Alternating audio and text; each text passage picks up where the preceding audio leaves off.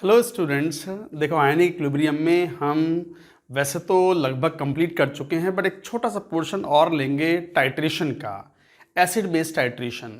Acid base titration में किस तरीके से पीएच फाइंड आउट करते हैं, किस तरीके से ग्राफ बनाते हैं pH versus volume of the titrant. Titrant क्या होता है, टाइट्रेशन क्या होता है, थोड़ा सा उसके ऊपर भी बात करेंगे। तो लिखो हेडिंग टाइट्रेशन। टाइट्रेशन हम मेनली एसिड बेस टाइट्रेशन पढ़ने वाले हैं। वैसे टाइट्रेशन केवल एसिड बेस ही नहीं होता, टाइट्रेशन तो बहुत टाइप के होते हैं। रेडॉक्स टाइट्रेशन होता है, एसिड बेस टाइट्रेशन होता है, कॉम्प्लेक्सोमेट्रिक टाइट्रेशन होता है, पोटेंशियोमेट्रिक टाइट्रेशन होता है, और भी टाइप के हो सकते हैं। But we are going to study here acid base titration. तो लिखो heading acid base titration.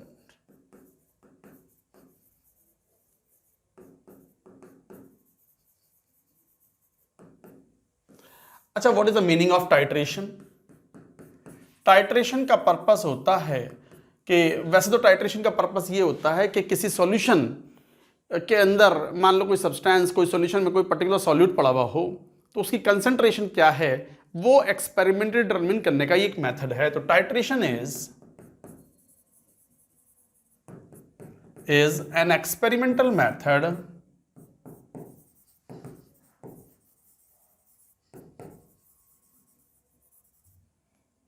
of determining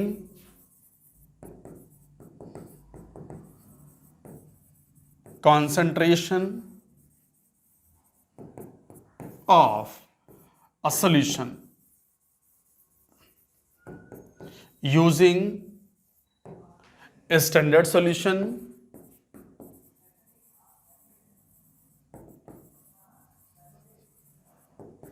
called titrant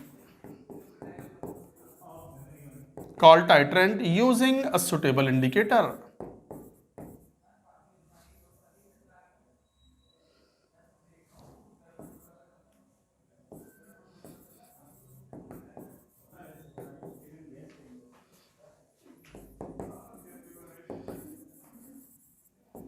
Using a suitable indicator. So titration is the experimental method of determining the concentration of a solution using a standard solution called titrant using a suitable indicator. अब ये कई सारे शब्द आ गए, indicator क्या है, standard solution क्या है, टाइट्रेंट क्या है एंड ऑल दैट। जैसे आपने अगर अपने स्कूल्स के प्रैक्टिकल्स किए हों तो कई बार टाइट्रेशन एसिड बेस्ड टाइट्रेशन करते हो। जैसे बहुत कॉमन आपके स्कूल के प्रैक्टिकल लैब मैनुअल में होता है, आपका एनसीईआरटी या किसी भी बोर्ड से आप पढ़ते हो, वहाँ के लैब मैनुअल में बहुत कॉमनली दिया हुआ होता है titration of KMnO4 with oxalic acid, titration of NaOH with HCl या titration of HCl with NaOH। इस तरह की चीज़ें होती हैं। तो देखो पर्पस क्या है मैं बताता हूँ। जैसे ये मान लो बीकर है, बीकर में हम एनालाइट भर लेते हैं। एनालाइट मतलब जिसकी कंसंट्रेशन फाइंड आउट करनी है। मान लो ये NaOH सोल्यूशन ले लिया या HCl ले लो, चलो HCl एक्वस, इसे बोल दिया हमने एनालाइट। एनालाइट मतलब whose concentration to be measured और डिटरमिन्ड, जिसकी कंसंट्रेशन फाइंड आउट करनी है। देखो वॉल्यूम तो हमें पता ही होगा इसका, ये तो पता है हमें, कंसंट्रेशन नहीं मालूम है। HCl का वॉल्यूम तो पता ही है। अरे मेजरिंग फ्लास्क है, मेजरिंग फ्लास्क में निशान तो बने हुए होते ही हैं, 10 ml, 11 ml, 12 ml, 13 ml। मान लो 50 ml भर दिया, 50 ml तक आ गया तो मालूम पड़ गया कि how much of the volume of HCl solution is there, but concentration नहीं मालूम। तो कंसंट्रेशन कैसे फाइंड आउट करें HCl की, कि HCl कितने मोल्स पड़े? ऐसे थोड़ी सा मुंह डाल लेंगे कि ले बीकर में मुंह डाल लूँ, 1 HCl, 2 HCl, 3 HCl, ये कोई तरीका थोड़ी होता है। सॉल्यूशन की कंसंट्रेशन फाइंड आउट हमेशा हम टाइट्रेशन के मेथड से करते हैं। तो हम ड्रॉप बाय ड्रॉप बाहर से मिलाते हैं NaOH, इसे बोलते हैं हम टाइट्रेंट। स्टैंडर्ड सॉल्यूशन होता है। स्टैंडर्ड सॉल्यूशन का मतलब यह हुआ कि इसकी कंसंट्रेशन पहले से ही पता हो। NaOH added drop by drop using burette. Burette जो होता है जैसे ड्रॉपर होता है ना, कभी लैब गए हो ना तो पक्का पता होगा आपको। जैसे ड्रॉपर होता है, ड्रॉप बाय ड्रॉप हम ब्यूरेट होता है 50 ml का, 25 ml का, उसमें ड्रॉप बाय ड्रॉप मिलाते हैं तो हमें पता होता है कि how much of the volume of the NaOH has been consumed. तो NaOH इज कॉल्ड टाइट्रेंट। ये एक स्टैंडर्ड सॉल्यूशन होता है जिसकी कंसंट्रेशन पहले से ही पता हो, whose concentration is previously known.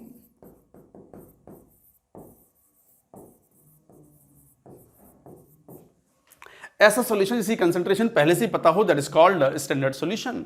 तो हम ये बात कह रहे हैं कि एक बीकर है, बीकर में सॉल्यूशन है, HCl वो है, HCl को बोलते हैं एनालाइट। एनालाइट मतलब जिसका एनालिसिस करना है, जिसकी कंसंट्रेशन फाइंड आउट करनी है। मान लो कंसंट्रेशन नहीं पता, वॉल्यूम तो पता है, NaOH बाहर से ड्रॉप बाय ड्रॉप मिलाते हैं, ये टाइट्रेंट है और स्टैंडर्ड सॉल्यूशन बोलते हैं। स्टैंडर्ड सॉल्यूशन मतलब इसकी कंसंट्रेशन पहले से ही हमें मालूम है, कंसंट्रेशन भी मालूम है और ड्रॉप बाय ड्रॉप इसका वॉल्यूम मिला रहे हैं। और एक इंडिकेटर भी मिलाना पड़ता है जो ये बता दे कि रिएक्शन कब कंप्लीट हुई, indicator.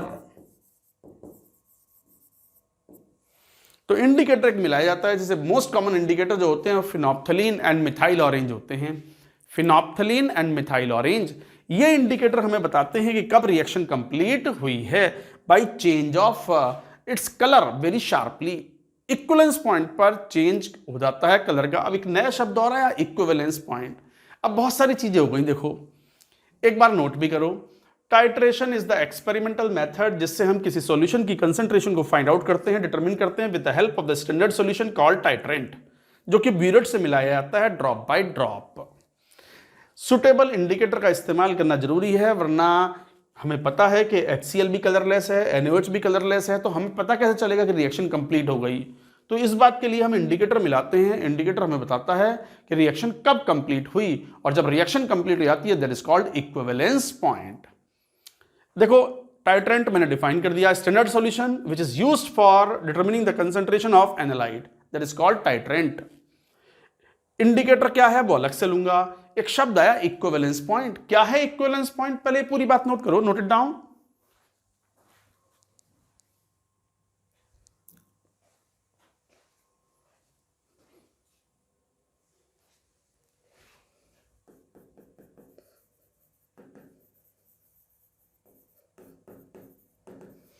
Equivalence point is the theoretical point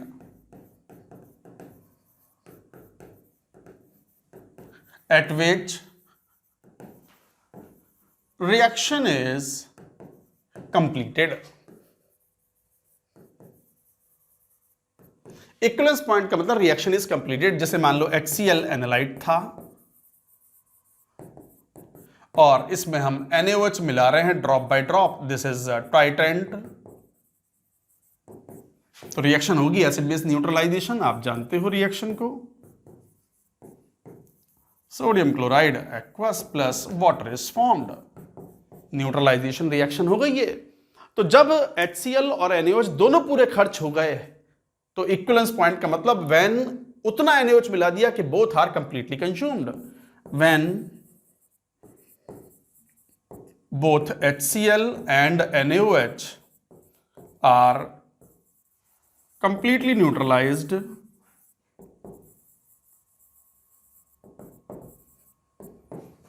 when both HCl and NaOH are completely neutralized, we say equivalence point is reached.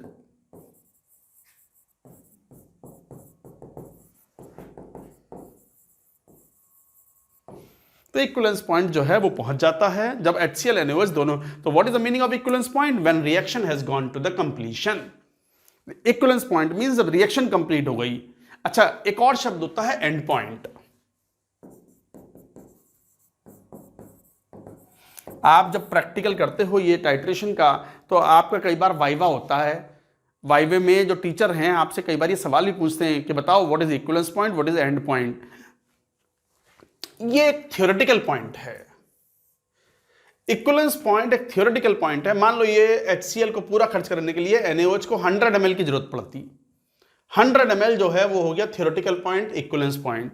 But and point एक एक्सपेरिमेंटल पॉइंट है कि टाइट्रेशन के दौरान ब्यूरेट से आप जब टाइट्रेंट मिला रहे हो, ड्रॉप बाय ड्रॉप मिला रहे हो, तो कितनी रीडिंग पर कलर चेंज हुआ इंडिकेटर द्वारा। That particular point eight which the colour shows the sharp change is called end point. It is an experimental point.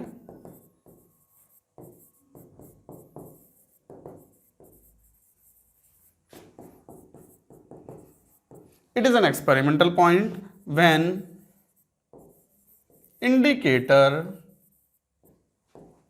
shows a sharp color change.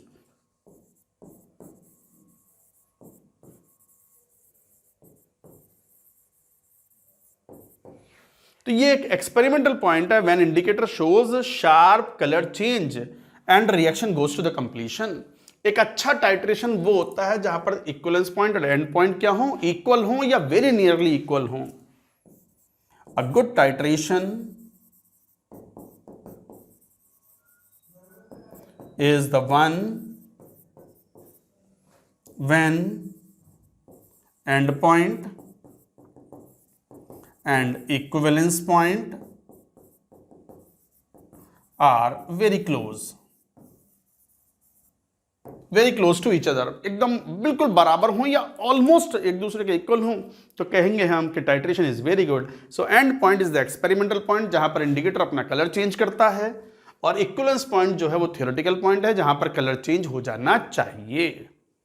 जान मान लो 100 ml इक्विवेलेंस पॉइंट है for example, और आपने titration शुरू किया, drop by drop अपने titrant का volume मिलाया सॉल्यूशन में, इंडिकेटर ने अपना कलर चेंज जो है वो 99.9 ml पे किया, तो 99.9 ml क्या हो गया, एंड पॉइंट जहां कलर चेंज किया इंडिकेटर ने, और 100 ml क्या था, इक्विवेलेंस पॉइंट जहां पर रिएक्शन कंप्लीट होनी चाहिए थी।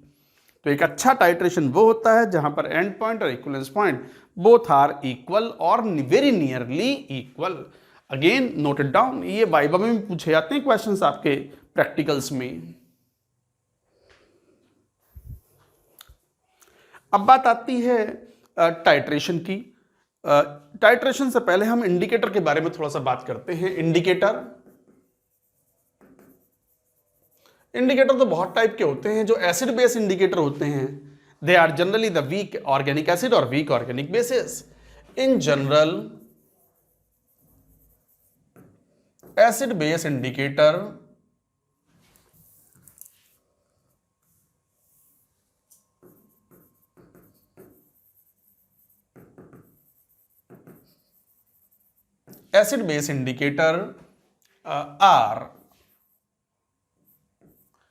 are weak organic acid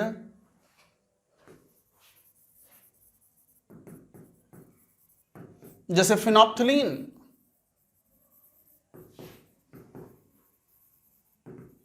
जिसको हम HPH बोल देते हैं कई बार, HPH, और weak organic base.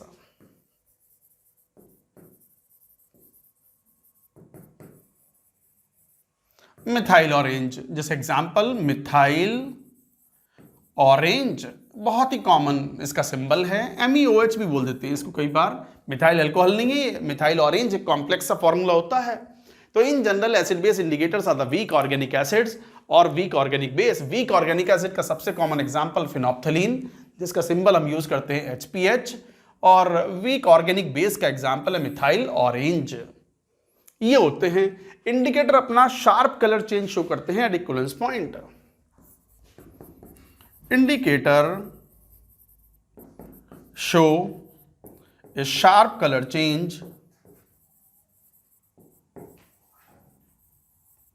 Eight equivalence point.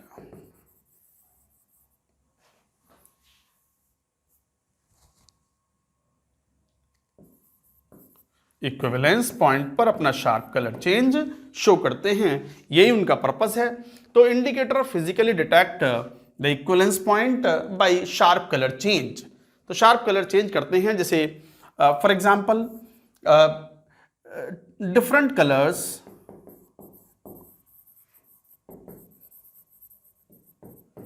of indicator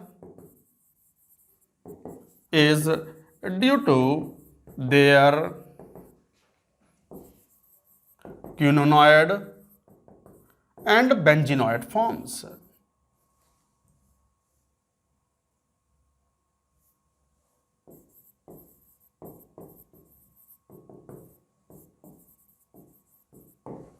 benzenoid forms.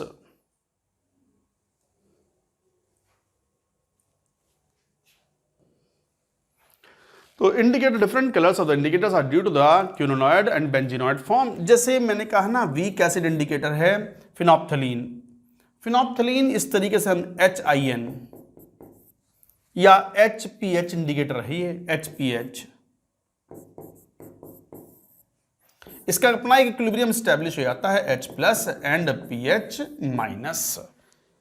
Phenolphthalein है ये, फिनाइल ग्रुप नहीं है, इसे कंफ्यूज ना हो तो मैं एक काम करता हूं, हालांकि ये सब चीजें यूजफुल नहीं होती है, मैं पूरी मुझे स्क्रीन चाहिए। Different colour of the indicator is due to the their quinonoid और बेंजीनॉइड फॉर्म्स। एक बार ये पूरी बात नोट करो, note it down.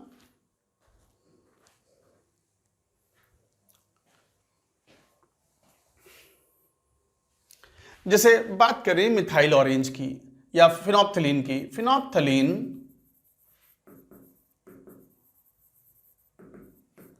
HPH is a weak organic acid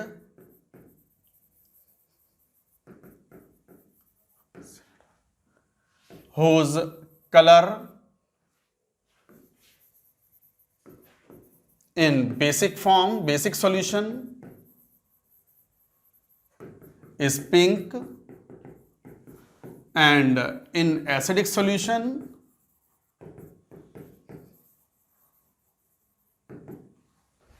it is colorless। तो phenolphthalein is a weak organic acid whose color is in basic solution is pink, और these colors are due to the benzenoid and quinonoid form। जैसे formula याद करने की ऐसी कोई जरूरत नहीं है, फिर भी मैं बता दूं, फिनोप्थलीन एक कॉम्प्लेक्स सा मॉलिक्यूल है। Structure is like this.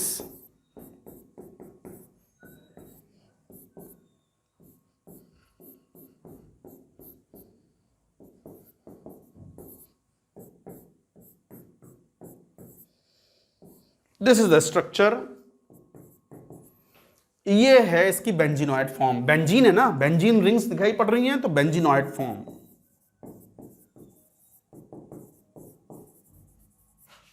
और फिनोप्थलीन HPH एसिडिक मीडियम में यही होता है, और मीडियम यदि बेसिक कर दो इसका OH-, तो ये आयोनाइज हो जाता है like this. Structure changes.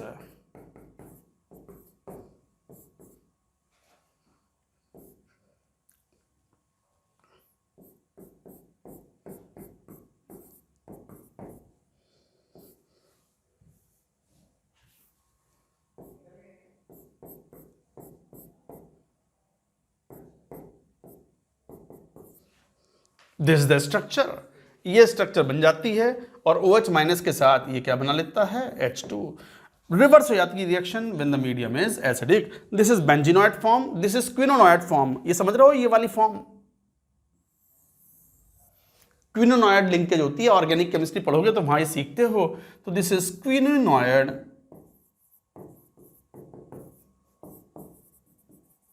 Form which is pink, and this is colorless। तो benzenoid form of phenolphthalein indicator ये फिनोप्थलीन है।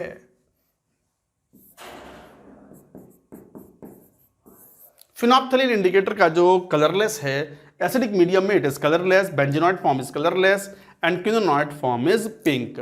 जैसे सॉल्यूशन में एसिड बेस टाइट्रेशन परफॉर्म कराते हो आप, पीएच लगातार चेंज होती है, और इंडिकेटर का आयोनाइज्ड फॉर्म, इसे बोलते हैं ionised form.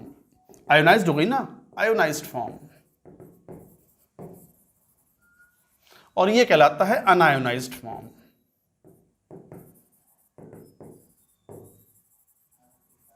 Unionised form of indicator, unionised form of phenolphthalein and ionised form of phenolphthalein. Quinonoid form, this is pink. वैसे ये बात अगर ये स्ट्रक्चर याद ना भी हो ना चलेगा, दे डोंट आस्क। नीट में इस तरीके से वो पूछते नहीं है कि भाई स्ट्रक्चर एग्जैक्टली बताओ कि क्या है फिनोप्थलीन एंड ऑल दैट। तो बच्चे चाहें तो समझ लें, कोई बहुत मुश्किल बात नहीं है। तो हर कोई इंडिकेटर जो एसिड बेस इंडिकेटर है, एक वीक ऑर्गेनिक एसिड है या वीक ऑर्गेनिक बेस है, उसका इक्विलिब्रियम, उसका डिसोसिएशन अफेक्ट होता है during the process of titration, और वो अपना कलर चेंज करता है। जब शार्प कलर चेंज करता है तभी बोलते हैं कि इक्विवेलेंस पॉइंट इज रीच्ड। तो ये एक यूजफुल पॉइंट था। अब मैं जैसे एक बात बता दूं कि बेसिक सॉल्यूशन में पिंक है, this is very important, this information is very important. Color in basic solution is pink and in acidic solution it is colorless।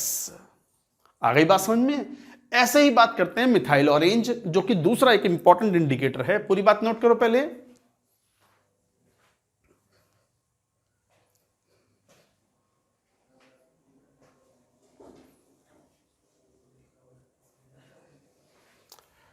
Methyl orange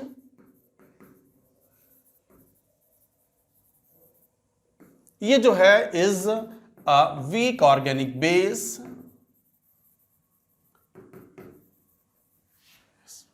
which is, ये बेस है तो ionised which is red in ionised form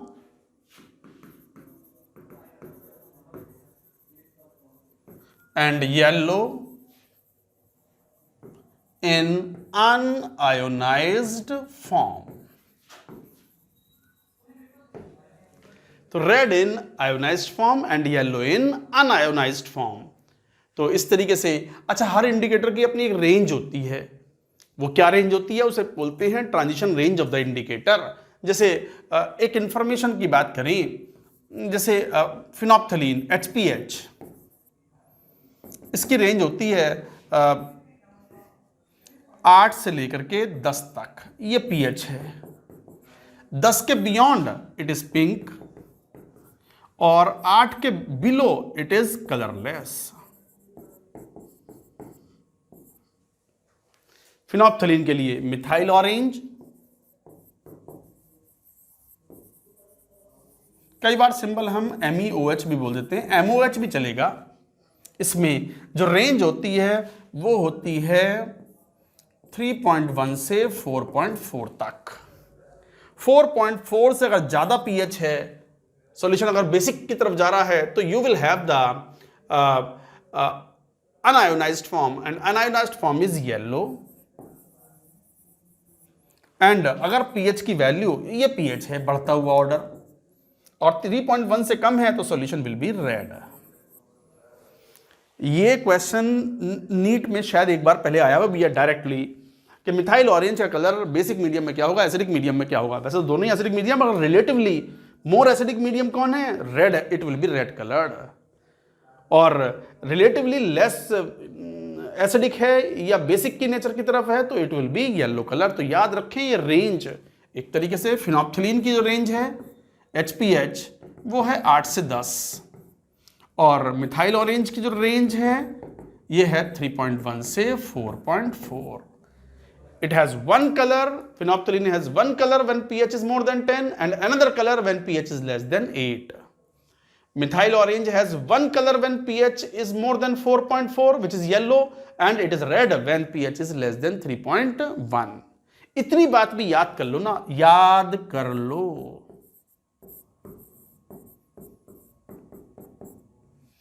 ये भी याद करो, this is important, याद कर लो, remember.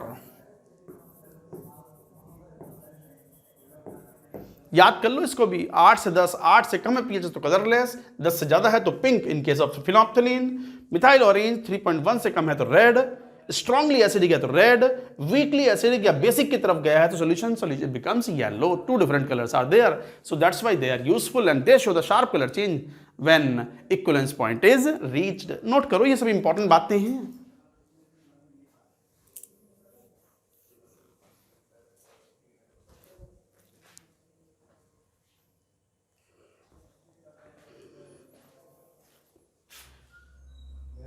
अब आर्हेनियस थ्योरी ऑफ इंडिकेटर क्या है? कोई भी इंडिकेटर है, जैसे वीक एसिड इंडिकेटर है, इंडिकेटर के लिए हम IL लिख देते हैं, general representation. This is general representation of indicator. जैसे एसिड है तो HA यूज करते हैं, बेस है तो BOH यूज करते हैं। तो ये एक general representation of acid indicator है, एसिड इंडिकेटर। तो ये अगर एक्वस सॉल्यूशन में है तो इसका आयोनाइजेशन कैसे होगा, एसिड है तो H+ देगा एंड In- देगा। और इंडिकेटर का हर वीक ऑर्गेनिक एसिड, हर वीक एसिड या हर वीक बेस का अपना इक्विलिब्रियम कांस्टेंट होगा एंड दैट कांस्टेंट को भी हम KIN बोल देते हैं। KIN means indicator constant and that indicator constant is equal to concentration of H+ into In- upon HIN। इसी को अगर हम लिखना चाहें तो वी कैन राइट लाइक यहां से KIN H+ concentration is equal to KIN into HIN upon In- concentration। In- concentration is nothing but the concentration of ionized form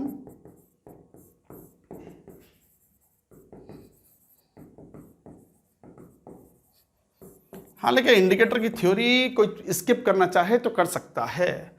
HIN is concentration of unionized form।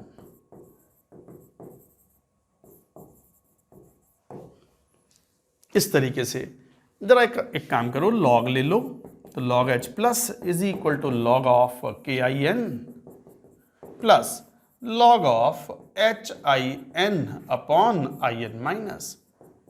और जब minus sign लगाओगे तो minus log of H+ क्या बन गया, formula आ गया PH is equal to PKIN plus log of concentration of In- upon HIN। ये है general equation. General equation of acid indicator, ये है general equation of the acid indicator. तो pH is equal to PKIN जो कि constant है, ये तो कांस्टेंट है ना, जैसे इक्विलिब्रियम कांस्टेंट होता है किसी वीक एसिड या वीक बेस का, उसी तरीके से ये तो एक कांस्टेंट वैल्यू है, कांस्टेंट वैल्यू।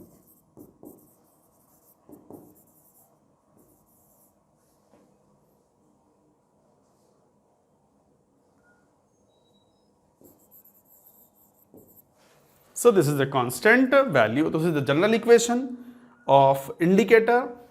कभी कोई क्वेश्चन आए तो accordingly you can find out. Question कहेगा कि 40% मान लो आयोनाइज्ड फॉर्म है और 60% आयोनाइज्ड फॉर्म है, तो 40/60 हो गया ये, और यहाँ से हम pH की वैल्यू फाइंड आउट कर सकते हैं।